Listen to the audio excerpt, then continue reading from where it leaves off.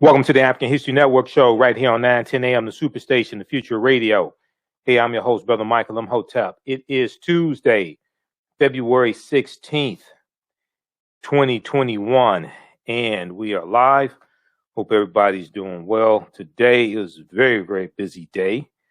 I did a presentation this afternoon, right at noon, for BASF, for the Midwest Hub African American Employee Group, AAEG, for BASF. And it was for African American History Month. So I spoke for them last year, and they invited me to come back this year and speak. So thanks to them. I presented, they wanted to deal with some of the skilled trades that enslaved Africans had here in the U.S. So that's what we talked about. There were at least 262 skills, trades, and crafts that African people had in this country from 1619 to 1865. So I dealt with that and a lot of other history as well, some of the history of the Moors going into Europe, etc., because they had skilled trades as well. All right, and then from 8 to 10, I taught my online course, Ancient Kemet, the Moors, and the Maafa, Understanding the Transatlantic Slave Trade, what they didn't teach you in school. So we had Sister Nubia Wardford, the cultural anthropologist who we had on the show last night. She was our guest speaker in our class this evening. All right, so you can still register for the online course also. It's at our website, AfricanHistoryNetwork.com, AfricanHistoryNetwork.com. It meets on Tuesdays, 8 p.m., 10 p.m. Eastern Standard Time. All the sessions, we do the sessions live, but they're all archived, so you can go back and watch them over and over again also. So next Tuesday, February 23rd, our guest will be Dr. David Imhotep, author of the book, The First Americans Were Africans, Documented Evidence. Okay, so on today's show, the story broke today, and I knew it was coming. I knew the lawsuits were coming, and there are going to be more lawsuits for Benedict Donald, the traitor-in-chief. But the news came today that the NAACP has filed a lawsuit, it's a civil suit, against Donald Trump, Rudy Giuliani, and the Proud Boys. And they are alleging violation of the 1871 Ku Klux Klan Act, which was the third of four force acts in the 1870s. This is during Reconstruction, okay? And the 1871 Ku Klux Klan Act, this deals with interfering with voting rights and domestic terrorism. The 1871 Ku Klux Klan Act empowered the president to use the armed forces to combat those who conspired to deny equal protection of the laws and to suspend habeas corpus if necessary to enforce the act. So we're going to talk about this. Once again, this deals with history. This deals with law. A lot of people don't know about this. So we'll talk some about that in this lawsuit, okay? And there are going to be more lawsuits coming as well. There are going to be more lawsuits coming also. All right. So on the African History Network show, we focus on educating, empowering, and inspiring people of African descent throughout the diaspora and around the world, because right now it's correct wrong behavior. What you do for yourself, what you do to yourself, and what you allow the people to do to you and get away with is based upon what you think about yourself. What you think about yourself is based upon what you have been taught about yourself. What you've been taught about yourself is based upon everything you've read, heard, and seen about yourself. So when you control the radius of a man's thoughts or a woman's thoughts, you can control the circumference of his or her actions, because the mind can't do or teach what it doesn't know. Now, we deal with a number of different topics here on the African History Network show. We deal with current events in history, politics, education, economic empowerment, entrepreneurship, relationships, love, sex, health issues, and much, much more. Sign up for our email newsletter. Text the word Kemet, K-E-M-E-T, to 22828. Sign up for our email newsletter. Text the word Kemet, K-E-M-E-T, to 22828.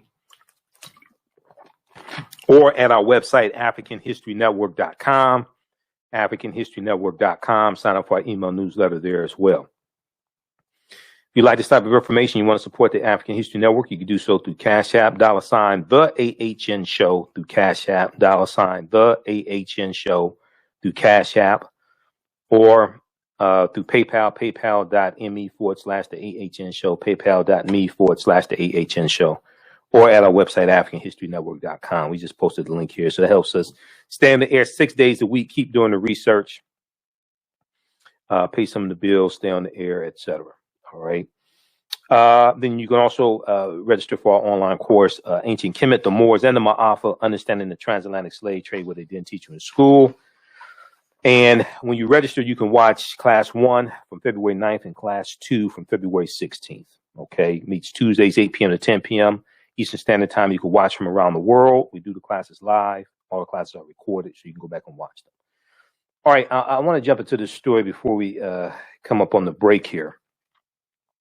So New York Times has a big story about this, also Washington Post, and News1.com picked up this story. New York Times has a story. NAACP sues Trump and Giuliani over election fight and January 6th riot. NAACP sues Trump and Giuliani over election fight and January 6th riot. The civil rights group brought the suit on behalf of Representative Benny Thompson of Mississippi, okay, and Benny Thompson is the chair of the Homeland Security Committee, with other Democrats in Congress expected to join as plaintiffs. The NAACP on Tuesday morning filed a federal lawsuit against former President Donald Trump, Benedict Donald, as I call him. You've heard me call him that before, the traitor in chief. They filed a federal lawsuit against Trump and his personal attorney, Rudy Giuliani, okay, as well as claiming that they violated a 19th century statute when they tried to prevent the certification of the election on January 6, 2020. Now, the civil rights organization brought the suit on behalf of Representative Benny Thompson, Democrat of Mississippi, and other Democrats in Congress, including Representatives Hank Johnson of Georgia and Bonnie Watson Coleman of New Jersey. Okay. And they, including Representatives Hank Johnson of Georgia and Bonnie Watson Coleman of New Jersey, are expected to join as plaintiffs in the coming weeks, according to the NAACP. Now, when we come back from break, I'm going to share a couple of clips with you as well, because Derek Johnson, president of the NAACP, was interviewed on the Readout with Joanne Reed, and Benny Thompson was on MSNBC earlier today, being interviewed by Ayman Mohadeen. Okay, so we're going to go to that on the other side of the break. Now, the lawsuit contends that Trump, and if we pull up here on the screen share, we go to this article here from New York Times, then we're going to go to the one from News1.com also. Well, if you look at this article here from the New York Times, NAACP sues Trump and Giuliani over election fight and January 6th riot. Okay, you see here a picture of Representative Benny Thompson. Now, the lawsuit contends that Trump and Giuliani violated the Ku Klux Klan Act of 1871, which is a statute that includes protections against violent conspiracies that interfered with Congress's constitutional duties. This is a statute, this is from the Reconstruction era, that it was designed to protect African Americans against the Ku Klux Klan and domestic terrorists conspiring against us and trying to terrorize us. But it's a 1871 statute that includes protections against violent conspiracies that interfered with Congress's constitutional duties. The suit also names the Proud Boys the far-right nationalist group, and the Oath Keepers militia group. The legal action accuses Trump, Giuliani, and two other groups of conspiring to incite a violent riot at the Capitol with the goal of preventing Congress from certifying the election. Okay? The legal action accuses Trump, Giuliani, and two other groups, the Proud Boys and the Oath Keepers, of conspiring to incite a violent riot at the Capitol with the goal of preventing Congress from certifying the election. Now, the lawsuit is the latest legal problem for Donald Trump. New York prosecutors are investigating his financial dealings, which they should. New York's Attorney General, Letitia James, Queen Letitia, is pursuing a civil investigation into whether Trump's company misstated assets to get bank loans and tax benefits, as Michael Cohen, Donald Trump's attorney for 10 years, as Michael Cohen has alleged. And Michael Cohen, you know, when Cohen testified in front of Congress the second time, Cohen provided corroborating documentation to back up what he was talking about. So Donald Trump is in a world of trouble, and it couldn't happen to a nicer guy. And a Georgia district attorney is examining his election interference effort as well, okay, which she should. Now, spineless Jason Miller, a little weasel spokesperson for Trump that you see, Jason Miller, an advisor to Trump, not sure what he's advising him on, noted in response to the lawsuit that the Senate had acquitted the former president of the article of impeachment on inciting an insurrection. The Senate voted 57-43, falling short of the 2/3 majority required to convict. Yeah, but most of them said that it wasn't constitutional to hold the Senate trial. They were wrong in saying that, because the Senate voted that it was constitutional. But most of them that voted, most of the 43 that voted to acquit, they didn't say he was innocent. So, little Jason, he put this statement out. President Trump did not plan, produce, or organize the January 6th rally on the Ellipse. President Trump did not incite or conspire to incite any violence at the Capitol on January 6th. Jason Miller said in a prepared statement that Trump told him to take his ass out there and say. He added that Mr. Giuliani, quote, is not currently representing Trump in any legal matters. Oh, that's your defense. What about when he was representing Trump in legal matters? In the lawsuit, Representative Benny Thompson of Mississippi said he was forced to wear a gas mask and hide on the floor of the House gallery for 3 hours while hearing threats of violence against any member who attempted to proceed to approve the Electoral College ballot count. Representative Benny Thompson also heard a gunshot, according to the lawsuit, which he did not learn until later had killed Ashley Babbitt, one of the rioters in the Capitol lobby. Now, Representative Benny Thompson is seeking compensatory and punitive damages in the lawsuit filed in federal district court in Washington. The suit does not include a specific financial amount. We're going to deal with this on the other side of the break. We'll talk some more about what is the Ku Klux Klan Act of 1871. We'll talk about the other force acts, FORCE. There were 4 force acts of the 1870s. And then we'll let you hear what happened earlier today when Derek Johnson from the NAACP spoke about this suit, and Representative Benny Thompson. All right, listen to the African History Network show right here on 910 AM, the Superstation of Future Radio. I'm Michael Imhotep. We'll be back in a few minutes. For 25 years, the Black History 101 Mobile Museum has carried on the rich legacy of the Black Museum movement in America by showcasing original artifacts of the Black experience at colleges, universities, K-12 schools, corporations, libraries, conferences, and cultural events, making it the most traversed Black History mobile exhibit in American history. Dr. Khalid El Hakim is the founder of the Black History 101 Mobile Museum, and he is a highly sought-after public speaker on topics of Black history, social studies, education, museum studies, hip-hop, and race relations. Dr. Khalid was named among the change makers for NBC Universal's Erase the Hate campaign and listed as one of the 100 men of distinction for Black enterprise. He recently founded the Michigan Hip Hop Archive on the campus of Western Michigan University. The Black History 101 Mobile Museum is currently scheduling in-person and virtual exhibits nationwide.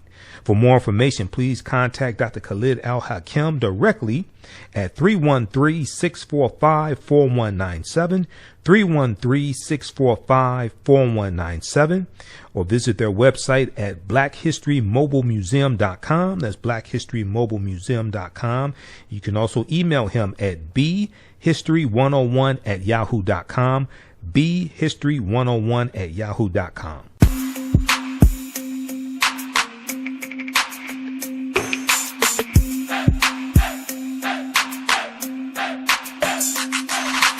Are you getting ready for fall or winter? We have the solution for all seasonal clothing needs. Kemeticwear.com is the go-to online source for Kemetic African fashion and lifestyle products with a contemporary twist.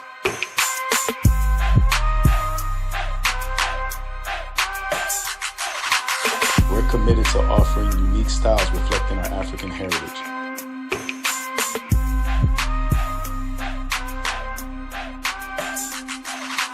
Kemeticwear.com is inspired by KemeticScribes.com to influence our people in learning and showing pride. Please visit our website at Kemeticwear.com.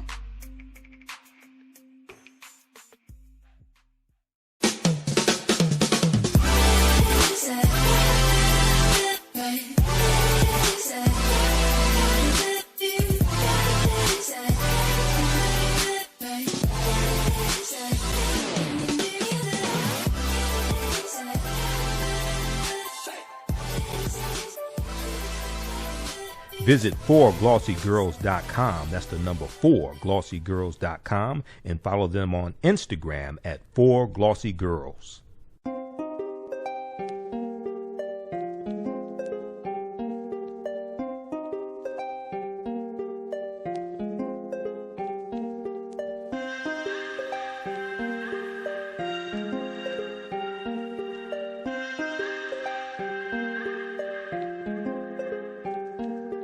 Black Bees products are a collection of natural, organic, personal care products with an appreciation of nature and bees. Our philosophy is without bees, we have nothing. We are honoring our Nile Valley ancestors who understood the importance of bees. Black Bees created a high-quality, natural, organic personal care line that would be affordable to everyone. We hope you try and enjoy our Black Bees products line and come back and visit us at blackbeesproducts.com. Welcome back to the African History Network show right here on 910 AM Superstation, the Future Radio. Hey, I'm your host, Brother Michael Imhotep. It is Tuesday, February 16th, 2021. We are live. Calling numbers 313-778-7600, 313-778-7600. Is the call-in number if you have a question or comment.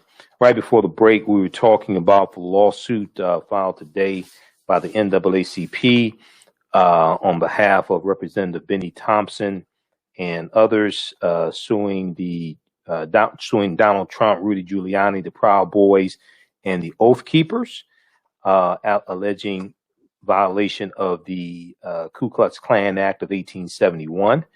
This is in regards to the January 6th attempted insurrection that took place at the U.S. Capitol building. Also, I want to let you all know, February 24th, Zeta Phi Beta Sorority Incorporated, the Lambda Rho Zeta chapter, Pontiac chapter, is having a Black History Month virtual panel discussion, and I will be one of the panelists. It's taking place Wednesday, February 24th, 2021, 7 p.m. to about 8:30 p.m., a night of celebrating Black history. Let's celebrate Black history.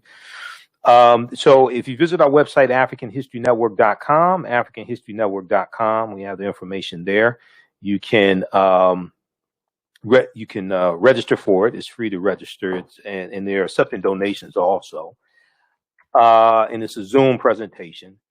And you'll also find out information about a poetry night that they have coming up. So Marnice Jackson of Zeta Phi Beta Sorority Incorporated invited me to be on the panel. So I couldn't say no. Those are my sisters. So if you go to our website, AfricanHistoryNetwork.com, and you scroll down, you see information for my radio show here. And then you click on this link here, read articles by Michael Imhotep. Below that, we have information for our online course, Ancient Kemet, the Moors, and the Maafa. Understanding the transatlantic slave trade, what they didn't teach you in school. So you can register for that. Click right there, register here. You'll see the flyer. And then we have information here for the panel discussion that I'm on for Zeta Phi Beta Sorority Incorporated. That flyer's here. Click right here for register here. Okay. And takes you to the next page, and you can register, and it's free. All right. Okay, so check that out. All right. Let's get back to this lawsuit here. Oh, and if you want me to do a presentation for your group or organization, email me at AHNShow@AfricanHistoryNetwork.com, AHNShow@AfricanHistoryNetwork.com, if you want me to do a presentation for your group or organization. All right, so here's a little background on the Ku Klux Klan Act, all right? It's one of the 4 enforcement acts. I've talked about this before in some of my presentations. I'm going to try to pull up a slide here dealing with this as well. But when we look at the Force Acts, FORCE, the Force Acts, in U.S. history, they were a series of acts passed by Republican Reconstruction supporters in Congress between May 31st, 1870 and March 1st, 1875. Between May 31st, 1870 and March 1st, 1875. Okay, the Force Acts, and they were designed to protect the constitutional rights guaranteed to African Americans by the 14th and 15th Amendments to the U.S. Constitution. Now, the major provisions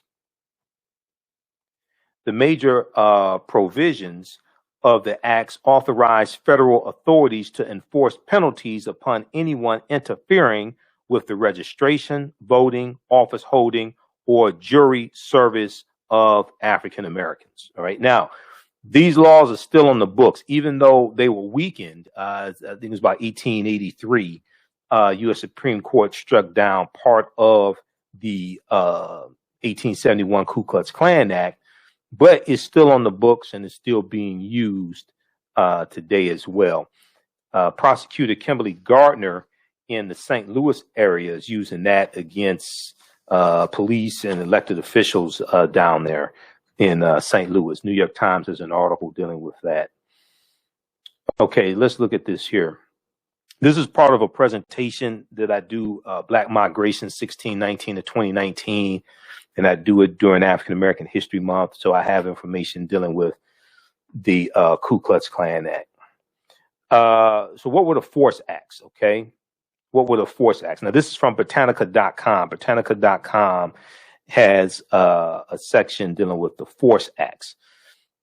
So the major provisions of the acts authorize federal authorities to enforce penalties upon anyone interfering with the registration, voting, office holding, or jury service of blacks, provided for federal election supervisors, and empowered the president of the United States, empowered the president to use military forces to make summary arrests under the Act of April 20th, 1871 in South Carolina. okay, in South Carolina. 9 South Carolina counties were placed under martial law in October 1871. This act, this is by President Ulysses S. Grant. This act and earlier statutes resulted in more than 5,000 indictments and 1,250 convictions throughout the South. In subsequent Supreme Court decisions, various sections of the acts were declared unconstitutional. So a lot of people don't know that this took place during Reconstruction. Okay, the president declared martial law in South Carolina to crack down on the Ku Klux Klan. Okay, under the act of April 20th, 1871, 9 South Carolina counties were placed under martial law in October 1871.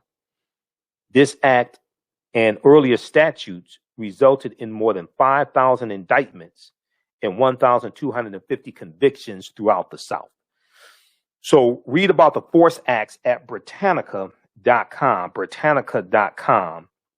which is the official website of the Encyclopedia Britannica. This is all tied into history. Okay, now the 14th Amendment, ratified in 1868, defined citizenship and guaranteed due process and equal protection of the law. Vigilante groups like the Ku Klux Klan, however, freely threatened African Americans and their white allies in the South and undermined the Republican Party's plan for Reconstruction 1865 to 1877. Now, the bill authorized the President of the United States to intervene in the former rebel states that attempted to deny, quote, any person or any class of persons of the equal protection of the laws or of equal privileges or immunities under the laws, end quote. To take action against this newly defined federal crime, the president could suspend habeas corpus, deploy the U.S. military, or use, quote, other means as he may deem necessary, end quote. Now, this is from house.gov. House.gov is the official website, actually history.house.gov, history.house.gov. So house.gov is the official website of the House of Representatives, the U.S. House of Representatives. At house.gov, they have a history section that deals with the whole history of the U.S. House of Representatives and important bills that were passed in the House, things like this. If you go to senate.gov, that's the official website of the U.S. Senate. They have a history section there as well. Okay, so research this. This all ties into the 1871 Ku Klux Klan Act that came about because of domestic terrorism taking place. This happens during Reconstruction. This happens as a legacy of slavery. And this is a law still on the books right now that's being used right now. Okay, so I want to go to this first clip here. This is from MSNBC. Ayman Mohyeldin interviewed, we're going to go to clip 1, Shakita. Ayman Mohyeldin interviewed Representative Benny Thompson about this lawsuit. Rep Thompson discusses his decision to sue Trump and Giuliani over Capitol riot. Let's go to this clip. Plaintiff in that lawsuit, Congressman Benny Thompson. He is, of course, the chair of the Homeland Security Committee. Congressman, thank you so much for your time. Let's start with the broad generalities here. What is the goal of this lawsuit? This case is civil, not criminal, we should note. Is the purpose here to create a record that Trump violated the law, or how would you describe it? Well, it's to create the record, but it's also to set a standard. If you disagree in America with the outcome of an election, you don't riot. You don't do anything other than see that individual at the next election. If the Trump administration's philosophy of engagement, like happened on January 6th, becomes the standard, then every election you disagree with, you just go into the Capitol and tear it up, just like you're a third world country. So this, hopefully, at the end, will mitigate any difference that we might have that in America, we settle our differences at the ballot box. We don't have coups. We don't have riots. We don't have anything that like occurred on January 6th. So this is a day that I've looked for ever since the Senate did not do its job. We have to have some semblance of order if our government is to remain strong. So let me pick up on the point that you said, and we should also note to our viewers, we reached out, NBC News has reached out to Rudy Giuliani for a response. We have not gotten one yet, but I do want to read for you and our audience what the senior advisor to former President Trump said. This is Jason Miller responding to your lawsuit, saying President Trump did not plan, produce, or organize the January 6th rally on the Ellipse. President Trump did not incite or conspire to incite any violence at the Capitol on January the 6th. So my question to you, based on what you just said, is how are you planning to prove in a court of law that Trump and the other named defendants incited the violence that you and others witnessed and lived through? Well, either the pattern and practice since November, the Trump administration encouraged people to come to Washington on January 6th, saying it will be wild. And so at that point, all of the emails and Twitter accounts that we can find, and those that were produced by the House managers to the Senate, will demonstrate just that. In addition to that, it's clear that in his speech, he directed the people at the Eclipse to go to the Capitol and let your feelings be known. And that's what they did. They had no permit to go. He directed them to go, and they followed him. And the subsequent actions from that, we all saw it play out before their eyes. Do you anticipate getting to, at least the discovery part of this trial to be able to depose the former president? Is that something you're seeking to be able to gather any evidence to substantiate the lawsuit? Well, I'll let the lawyers design how they want to do it. I want to make sure that this never happens in our great country again. What I saw on January 6th is not what people have fought and died for down through the years. We saw the Capitol of the United States of America overrun by riotous individuals who call themselves patriots. A valiant Capitol policeman lost his life. Other individuals have lost their lives since. We have over 100 of those Capitol policemen who've been injured. This is not America. This is not our democracy, and we can't let this kind of riotous activity go on in any form. Let's talk a little bit about that day, if I can. The lawsuit says that on January the 6th, you were forced to wear a gas mask, hide on the floor of the House gallery for 3 hours. You told the New York Times, quote, "I feared for my life." Tell me a little bit about the experience that day. I read through the document, through the lawsuit, and some of the description was quite harrowing. Tell us a little bit about what you experienced, what you heard and saw. Well, thank you. The Constitution requires us, as members of Congress, after an election, that both bodies convene and certify those electoral votes. I came, like a number of other members of Congress, to observe the counting. And in the midst of the counting, the vice president, the speaker, other leadership in both bodies were whisked out of the gallery and left those members who don't have security details, those members who were there just to do their job. And we were there for quite a while, not knowing what was going on. We could hear the rumblings on the outside. We heard the gunshot on the inside where we were. Those kinds of things troubled me. Family members called me, checking on me. Mind you, we can't see from the gallery what was going on outside. We could see staff blocking the doors with furniture and all those things.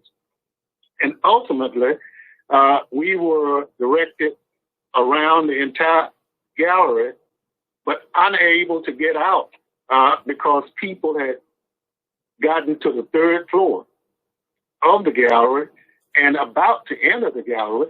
So it was quite a harrowing experience. And again, these individuals were trying to stop Congress from doing its constitutional duties as members of Congress. So clearly, it played out in front of millions of people all over the world, not just in the United States. And we have to set a standard. This is not the standard that the number one democracy in the world should stand by. Did you get a sense while you were living through that experience they were looking specifically for Speaker Pelosi? Did you hear anything that made you feel they were targeting her? Oh, absolutely. The thing that bothered me equally as much was they were looking for the vice president. Now, I can't understand how the president of the United States would sick a riotous crowd on his vice president. But it's obvious he was so caught up in the fact that he did not want Congress to do its constitutional duties that the people came to the Capitol wanting to hurt any and everyone in leadership. So this is not who we are. I thought the Senate, in its infinite wisdom, would have the strength to convict him, but they didn't. And it was only after the Senate refused to do what I felt was their job, is to convict Donald Trump. This lawsuit is another opportunity. I'm from the South. That Ku Klux Klan law was basically put on the books to protect Southerners and other people from the Klan who didn't want this great country of ours to survive. But thank goodness it did, and now here we come full circle with this Klan-like activities of the Oath Keepers and the Proud Boys and others at the direction of our president at that time, Donald Trump, when he said, go to the Capitol. Mind you, they did not have a permit to go. And he saw them leave and gave the impression that he was coming with them. But obviously, he would not do that because he has people to do his bidding for him. So the lawsuit will go before the court, and we'll have our day in court. I want to pick up. Okay. All right. Yeah, pause it right there. Okay, so as Representative Benny Thompson, who's the chair, Representative Benny Thompson of Mississippi, he's the chair of the Homeland Security Committee. And he's talking about the lawsuit filed today by the NAACP. Okay. And if you look at the article that we posted from New York Times, NAACP sues Trump and Giuliani over election fight. The civil rights organization brought the suit on behalf of Representative Benny Thompson, who you just heard from, Democrat from Mississippi. Other Democrats in Congress, including Representatives Hank Johnson of Georgia and Bonnie Watson Coleman of New Jersey, are expected to join as plaintiffs in the coming weeks, according to the NAACP. I want to go to this article here from, this is from newsone.com. Newsone has a good article dealing with this as well.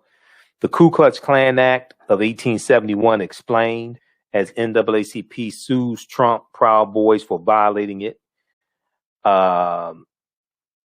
This is from February 16th by Bruce C.T. Wright for newsone.com.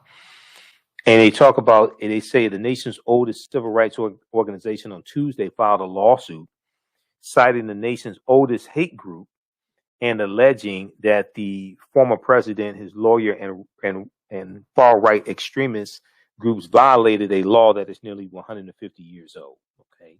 And then they go and talk about this. All of them have been accused of either inciting or participating in the violence that resulted in at least 6 deaths and interrupted Congress convening to certify the election of Joe Biden. The lawsuit accuses them of violating the Ku Klux Klan Act of 1871, which, quote, was intended to protect against conspiracies through violence and intimidation that sought to prevent members of Congress from discharging their official duties, end quote. The Ku Klux Klan Act was originally established to protect black people from white supremacy waged violence. All right, so check out the rest of this article. It goes on to say the defendants conspired to prevent. The lawsuit says the defendants conspired to prevent by force, intimidation, and threats the plaintiff as a member of Congress from discharging his official duties to approve the count of votes cast by members of the Electoral College through the presidential election held in November 2020. All right. Read the rest of this article here. Now, we're going to go to clip 2 in just a second, Shakita.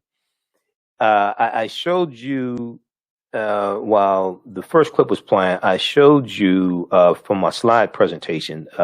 This is a presentation that I do called Black Migration 1619 to 2019. Black Migration 1619 to 2019. And I first did it in 2019 for February for African American History Month. Okay. It's on our website, AfricanHistoryNetwork.com. When you scroll down, you'll see the the Black History Month 15 DVD bundle pack. Actually, Black Migrations is in this bundle pack. Okay, it's in that one. But it's a 6 DVD bundle pack. The Black Migration 1619 to 2019 bundle pack, and Black Migrations is in there. Okay, and some other lectures as well, including one dealing with the history of African American jockeys when we used to dominate horse racing, when we used to win the Kentucky Derby. And that's something I talked about in the presentation I did this afternoon for BASF, because one of the skills that we had during slavery in this country was that as a horse jockey and also horse trainer. So the first Kentucky Derby was won by an African American man named Oliver Lewis. And Oliver Lewis was 19 years old when he won the first Kentucky Derby in 1875, May of 1875. And he was a former slave. Okay, here's Oliver Lewis right here. Here's Isaac Murphy. Here's Jimmy Winkfield. This is Winkfield in 1902 winning the Kentucky Derby. All these brothers, these were all winners of the Kentucky Derbies. All right, this is before 1921. Okay, because we're going to get pushed out of horse racing by jealous white men. We were winning too much money, and as long as we were slaves, because we were racing horses during slavery, we were jockeys during slavery, because being a jockey was could be something that's very dangerous. Okay, so as long as we were owned by white people and we could make money for them, and they could bet on us and make money, it was all right. Now, when slavery ends and we're winning races and we're making like $20,000 a year, things like this in the late 1800s, we were making so much money, there was a concerted effort to sabotage our horses, hit us with death threats, all different types of things like this, and force us out of horse racing. Okay. So I want to go to this. Oh, I wanted to show you this. This was the other slide in that presentation. And I talked about Kimberly Gardner, prosecutor Kimberly Gardner in the St. Louis area.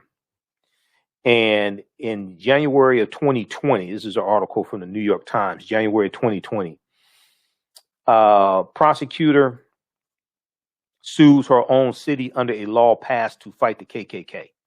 Okay, this is from the New York Times, January 13th, 2020. This is about the Ku Klux Klan Act of 1871. Once again, Kimberly Gardner, the top prosecutor in St. Louis, who is under investigation herself, is accusing city officials of a, quote, racially motivated conspiracy, end quote, to stop her from doing her job. Okay, now I don't know what happened. Maybe she's not under investigation now. I don't know. This is what it said, January 13th, 2020.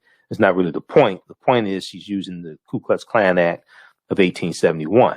A battle between St. Louis's first African-American top prosecutor and the city's largely white establishment escalated this week, with the prosecutor suing her opponents under a little-used federal law passed in the wake of the Civil War to stem violence by the Ku Klux Klan.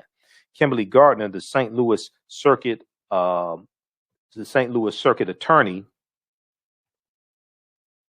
Kimberly Gardner, the St. Louis Circuit Attorney, accused city officials, the local police union, and a special prosecutor of a, quote, racially motivated conspiracy to deny the civil rights of racial minorities. A racially motivated conspiracy to deny the civil rights of racial minorities by interfering with her efforts to crack down on police misconduct and to institute changes in the city's criminal justice system. Now, with her lawsuit, Kimberly Gardner is in effect asking for a federal judge to step inside the workings of the city and the local court system to stop her civil rights from being violated under the U.S. Constitution and an 1871 law commonly called the Ku Klux Klan Act, which criminalized efforts to re-enslave African Americans. Okay? All right, so read the rest, read that article also from New York Times, January 2013, that deals with the Ku Klux Klan Act also.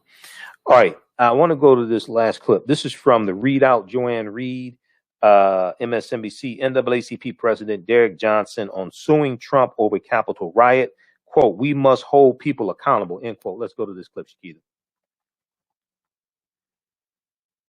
That as part of what happened in those riots, you had the Confederate flag flying in the Capitol for the first time. It didn't even happen during the Civil War. The Associated Press talks about dozens of the people who were charged spewing extremist rhetoric. The FBI has linked at least 40 defendants to extremist groups or movements, including at least 16 members of the neo-fascist Proud Boys, at least 5 connected to the Oath Keepers, etc.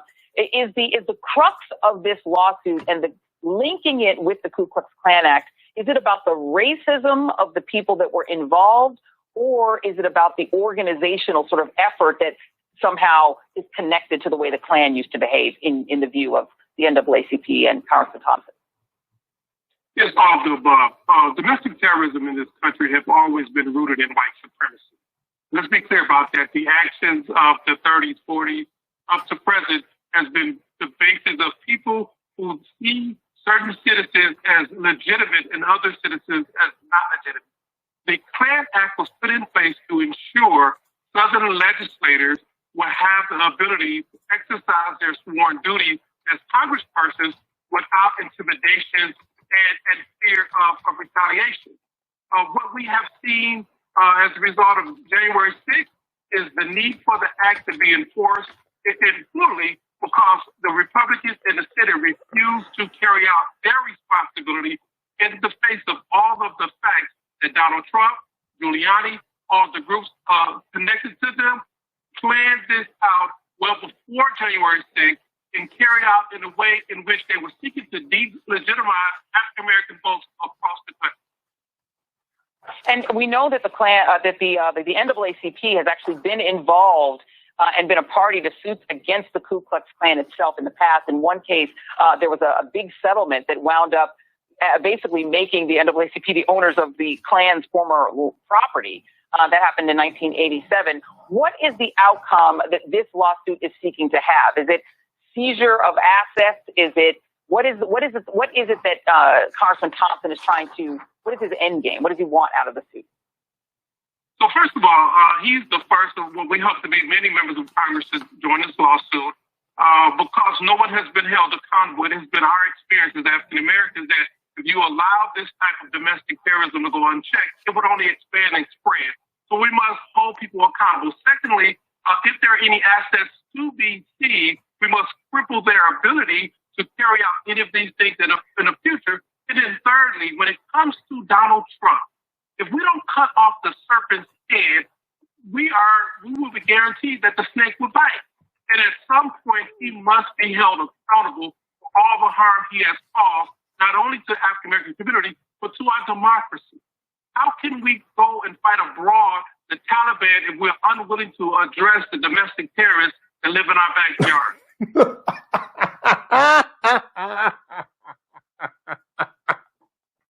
All right.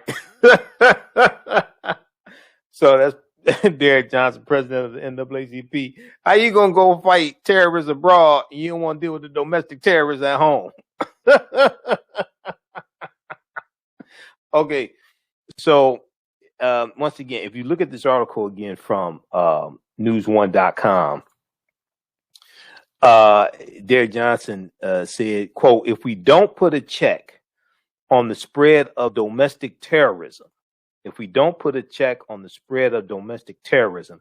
will consume the nation and transform it to something that none of us recognize. Derek Johnson told Politico about the lawsuit, Politico.com. He went on to say, quote, we must as a nation prevent the spread of this type of boldness where insurrectionists will go to our U.S. Capitol and seek an act of treason. All right. Totally agree. Okay. Got to hold them accountable. All right. We're almost out of time here. Hey, if you like this type of information, also you can support the African History Network, $ the AHN Show through Cash App, $ the AHN Show through Cash App, also through PayPal, paypal.me/the AHN Show. Quickly, birthday shout outs. Lynn Whitfield celebrated her 68th birthday on Monday, February 15th. We didn't get a chance to do a birthday shout out then. I posted about it. It was a lot of birthdays. We'll get to some more birthday shout outs tomorrow. It's been so busy and we couldn't cover a lot of them because we were covering the impeachment trial. But I posted about this on our Facebook fan page, The African History Network. She turned 68, born February 15th, 1953. She began her acting career in television and the theater before progressing to supporting roles in films. Here's Lynn Whitfield. Remember her in The Thin Line Between Love and Hate? Okay, she's still fine. I posted this on my Instagram page, and she actually liked it on Instagram. So now follow Lynn Whitfield on Instagram. Send her a message. I'm waiting for her to respond back to me. But she clicked on like. She liked the post that I did. Now, she won a Primetime Emmy Award for Outstanding Lead Actress in a Limited Series or Movie and received a Golden Globe Award nomination for her breakout performance as Josephine Baker in the HBO biographical film, The Josephine Baker Story, 1991. I remember watching this. Remember seeing Lynn Whitfield portray Josephine Baker. In the 1990s, Lynn Whitfield played leading roles in a number of made-for-television movies and had several starring roles in theatrical films, including A Thin Line Between Love and Hate, 1996, with Martin Lawrence, Gone Fishing, 1997, Eve's Bayou, 1997, Stepmom, 1998, Head of State, 2003, Medea's Family Reunion, 2006, and The Women, 2008. Whitfield also starred in a number of movies in the 2000s and 2010s. From 2016 to 2020, she starred as Lady Mae Greenleaf in the Oprah Winfrey Network dramatic series Greenleaf, for which she won critical acclaim and garnered 2 NAACP Image Awards and a Gracie Award. Whitfield has won a total of 7 NAACP Image Awards. So happy birthday, Lynn Whitfield. This is Courtesy Soul TV. We're out of time here. Right now, it's correct wrong behavior. Not over till we win. Wakanda forever. Stay tuned for Pastor Greg Davis. We'll talk to you tomorrow night. Peace. All right, everybody. Okay, hey, we're out of time here. You all can still register for the online course that I teach. It meets again Tuesday, February 23rd. I guess it's going to be, our guest speaker would be Dr. David Imhotep, author of the book, The First Americans Were Africans, Documented Evidence. So we'll talk about his new book coming out. We'll talk about the research and the African presence in the Americas going back tens of thousands of years. So the class is on sale, $80, regularly month, the 8-week, 16-hour online course. It's usually 2 hours every Tuesday. You can watch from around the world. We do it live and it's recorded. So you can go back and watch it over and over again if you miss anything. So we deal with thousands of years of history. We deal with what led up to the transatlantic slave trade happening. When we deal with the transatlantic slave trade, we can't start in the 15th century. We can't start in 1441 with the Portuguese going into Mauritania. We can't start in 1619. We have to understand that African people are the original people of North, Central, and South America. Dr. David Imhotep deals with this in his book, The First Americans Were Africans, Documented Evidence, which came out in 2011. And also we talk about, August 20th, 1619 in Virginia and those 20-odd Africans, things like this. But we first have to understand that African people were in the land we call the United States of America, going back at least 51,700 years ago. And then we have to deal with a chronology of history and deal with the 800-year occupation of Europe by the Africans known as the Moors, who go into the Iberian Peninsula, today known as Spain and Portugal, in 711 AD. And the Moors are taking the teachings from ancient Kemet, ancient Egypt, from the Nile Valley region of Africa into Europe, taking the math and the science and the chemistry and the algebra and the alcohol and the metallurgy, all different types of things like this, and bringing Europe out of the Dark Ages. So we're going to deal with what led up to the transatlantic slave trade taking place. So we posted the link here. You can register here or at our website, AfricanHistoryNetwork.com, AfricanHistoryNetwork.com. All right. And as soon as you register, you can start watching. There's also bonus content there that you can watch as well. All right, look, we had to get out of here. Remember, at the African History Network, we focus on educating, empowering, and inspiring people of African descent throughout the diaspora and around the world. Because right now it's corrects wrong behavior. Also, and we also have the 15 DVD Michael Imhotep bundle pack, Black History Month bundle pack. It's at our website, AfricanHistoryNetwork.com also. So that's just in time for African American History Month. There's a lot of information in that bundle pack. And there's also a presentation that deals with the history of African American History Month as well. Some dealing with the film Black Panther, all of that. When you scroll down, you see the information for the show, you see the information for the online course, and right here, click on order here, and then it shows you all the DVDs in the bundle pack. Okay, the 3 dealing with the film Black Panther, including one for children dealing with the film Black Panther. One dealing with the history of African American History Month and Dr. Carter G. Woodson. I have one on Malcolm X, one on the distorted legacy of Dr. Martin Luther King Jr., the revolutionary will not be televised on the television. One dealing with the history of the Three-Fifths Compromise, some history of the Electoral College.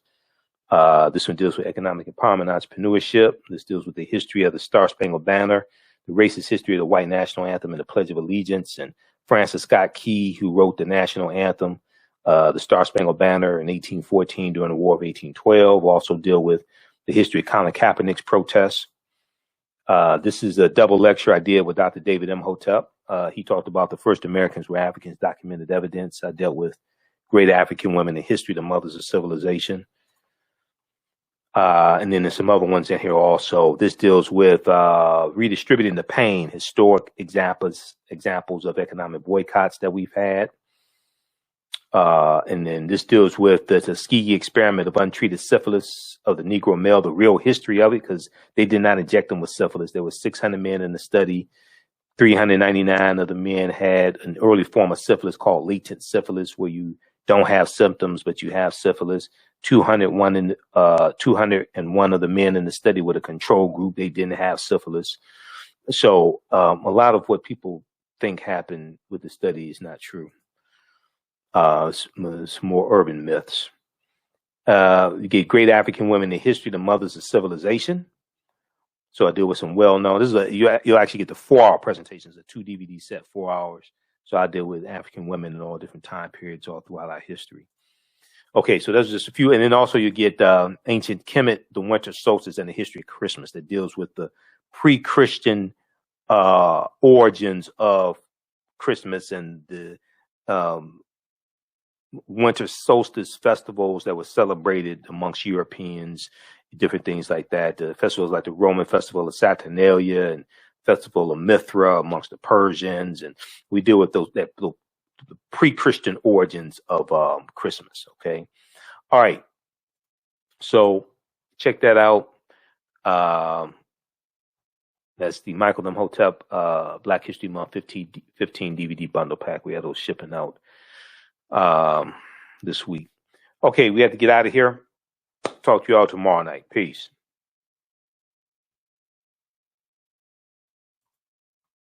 With blackbusinesstee.com, the messages are clear and meaningful.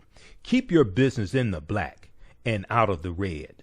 Mind your black business, know your numbers, and plan strategically. Black Business Boss, Lead your industry. Support black business. Encourage, patronize, and uplift one another. BlackBusinessT.com currently has products sold in Detroit, Atlanta, Chicago, and Los Angeles, with proceeds returned to the black community. They have a wide selection of hoodies, t-shirts, mugs, hats, sweatshirts that support black-owned businesses. Visit the website blackbusinesstee.com. That's blackbusinesstee.com. Do you have an idea or business that requires app development or thinking of moving your IT resources to the cloud? We have post-paid and profit-sharing plans for unique ideas or profitable businesses. Who can take advantage of this unique program? Entrepreneurs with unique ideas, startups, small to medium businesses. Contact us 267-209-0352. Visit nomadicsystems.net, nomadicsystems.net today. Intuitive Design Clothing is an online accessory store that sells one-of-a-kind signature statement pieces for men and women. They also specialize in fashion consultations, closet organization, and decorating small spaces. Are you looking for a statement piece for a special affair, or would you like to add some select pieces to your ensemble of accessories? If you're looking for something different, definitely contact Kathy Norman, owner and CEO of Intuitive Design Clothing. Visit their website, intuitivedesignClothing.com. That's intuitivedesignClothing.com, and you can email her at info@intuitivedesignClothing.com. Intuitive Design Clothing is where every entrance is a grand entrance. Soul Natural Beauty Products offers organic, plant-based skin and hair care products that will rejuvenate skin and naturally grow and thicken hair. Their whipped shea butter can heal or restore damaged skin cells to prevent hyperpigmentation and skin breakouts. All products are made with organic plant-based ingredients. Their maximum hair growth oil is fortified with organic herbal extracts and undeniably proves that Mother Nature knows best. It thickens, lengthens, softens, and conditions all types of hair. They even guarantee hair improvement within 90 days or a full refund. Their all-natural 24-hour deodorant leaves the body smelling fresh without sweating for up to 24 hours. It does not stain fabric, goes on smoothly, and has a refreshing lavender and frankincense aroma. It can be used by men, women, and even children. Place your order today at soulnaturalbeautyproducts.com. That's soulnaturalbeautyproducts.com, and follow them on Facebook at Soul Natural Beauty Products. Yaya Rule is a line of African print-inspired apparel catered to the black community.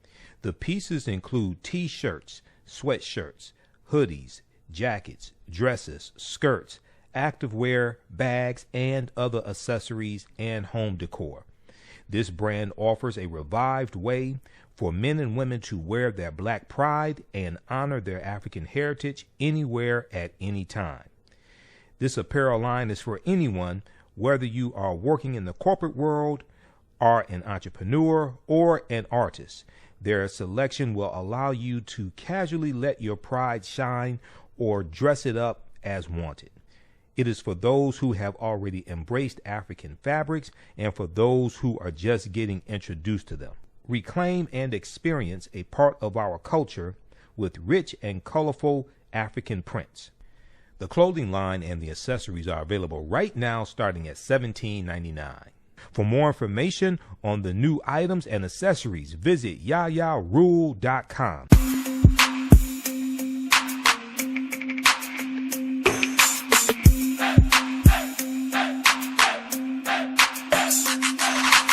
Are you getting ready for fall or winter? We have the solution for all seasonal clothing needs. Kemeticwear.com is the go-to online source for Kemetic African fashion and lifestyle products with a contemporary twist.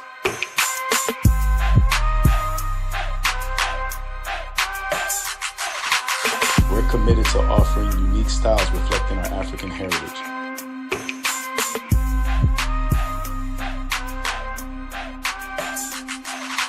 KemeticWear.com is inspired by KemeticScribes.com to influence our people in learning and showing pride. Please visit our website at KemeticWear.com. Have you tasted the world-famous No Frowny Brownie yet from the Pink Bakery? If not, what are you waiting for? They are vegan, gluten-free, and free of the big 8 allergens. While eating their No Frowny Brownies, the fabulous Miss Tabitha Brown said they were very good. Very good. And you know, if she says that, they are. The Pink Bakery is the first black-owned, Big 8 allergen-free baking mix company. Go to thepinkbakery.com, that's thepinkbakery.com, to order their no